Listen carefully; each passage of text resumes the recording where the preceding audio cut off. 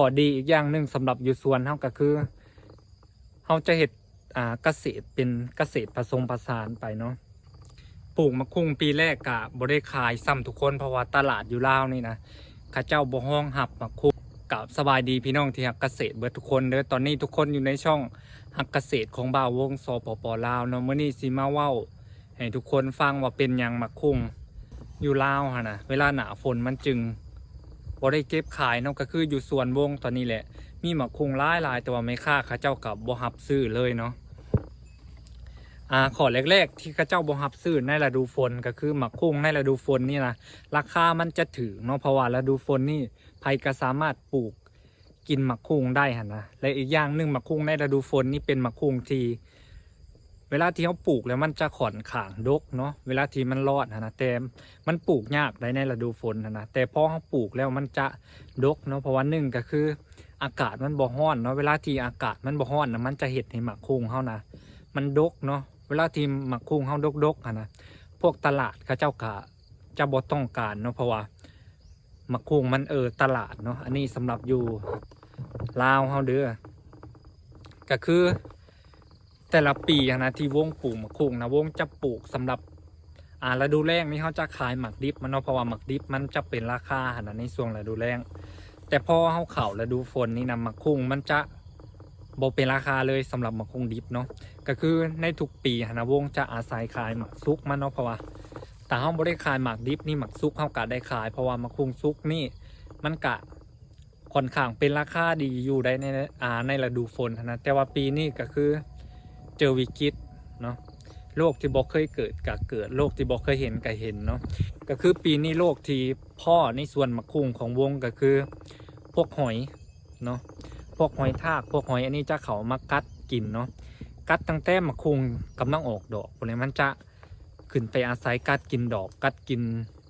ยอดมันเอาอะไรกระเห็ดให้มะคุงเขาเสียหายแบบรูปทรงมันบ่งามนะเนาะ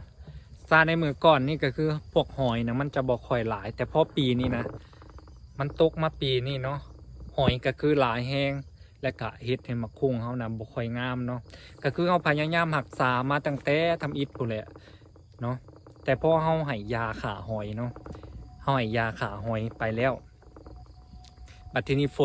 ฝนก็ตกลงมาเรื่อยๆเดี๋ยวให้ยาเข้าไป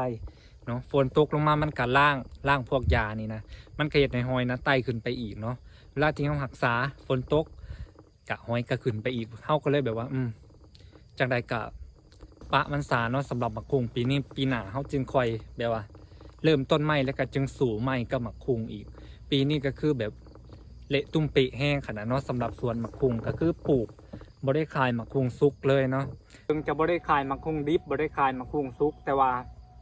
สิ่งที่เขาจะหารายได้มาเติร์กันก็คือนี่เลยมะคุงเนาะคือเวลาที่มันซุกแบบนี้มันจะบ่งามเนาะเห็นบ่มันจะมีตำนี้ก็คือมีตำนี้เบิดทุกหน่วยเลยสำหรับมะคุงซุกคือข่อยว่าวไปแหละเขาพ่อโลกเขาเป็นปีแรกที่เขาพ่อโลกหรือนี่เขากะเอาน้ำบ่ทันเนาะเพราะว่าเขาก็เป็นมือใหม่เนี่ยแต่สิ่งที่เขาจะหารายได้มาเพิ่มก็คือการเอาเม็ดมะคุงนี่นะไปเห็ดแนวพันธุ์เนาะแล้วก็เพาะขยายไปเรื่อยๆเนาะนอกจากที่เขาจะขยายเองแล้วเขาก็ยังจำหน่ายเม็ดพันธุ์มะคุงน้ำเด้อทุกคนนี่แหละมันเป็นข้อดีของการที่เขารู้จักคิดเนาะรู้จักคิดรู้จักพัฒนาไปเรื่อยๆถึงแม้มันจะประสบภัยหรือว่าสิ่งที่เขาบอกคาดคิดนะเนาะก็คือในทุกปีคือข่อยว่าวไปนั่นแหละข่อยจะขายหมักดิบเนาะนอกจากขายหมักดิบแล้วเขามาฤดูฝนกะบริขายหมักดิบเนาะก็ตั้งใจว่าสิขายหมักซุกแต่มันกะไปว่าเกิดโรคก่อนเขาก็ต้องพยายามเปลี่ยนวิกฤตให้มันเป็นโอกาสเนาะก็คือนี่แหละโอกาสของข่อยเนาะพยายามเลือกเอามาคุ้งที่มันงามๆเลยเขาก็จะไปผ่าเอาแกนเอาพันธุ์มันไปขายเนาะทุกคนนี่หมากนี่ได้หลายบาทอยู่เด้อถ้าเอาสิผ่าเอาในนี่กะคิดว่าน่าจะได้ประมาณ200-300 บาทถูกแล้วเนาะทุกคนแล้วก็มีลายหมากอยู่กับพยายามเก็บโฮมไปเนาะแล้วก็ขายฝากขายแล้วก็ฝากให้ทุกคนเนาะติดตามเป็นกำลังใจให้กันนำเด้อทุกคนเด้อเนาะสำหรับคนที่อยากเกษตรก็ฝากซ่องน้อยๆของวงไว้นำโดยทุกคน สุดท้ายนี้ก็บ่มีหยังหลายเนาะสำหรับคนที่รักเกษตรก็มีหยัง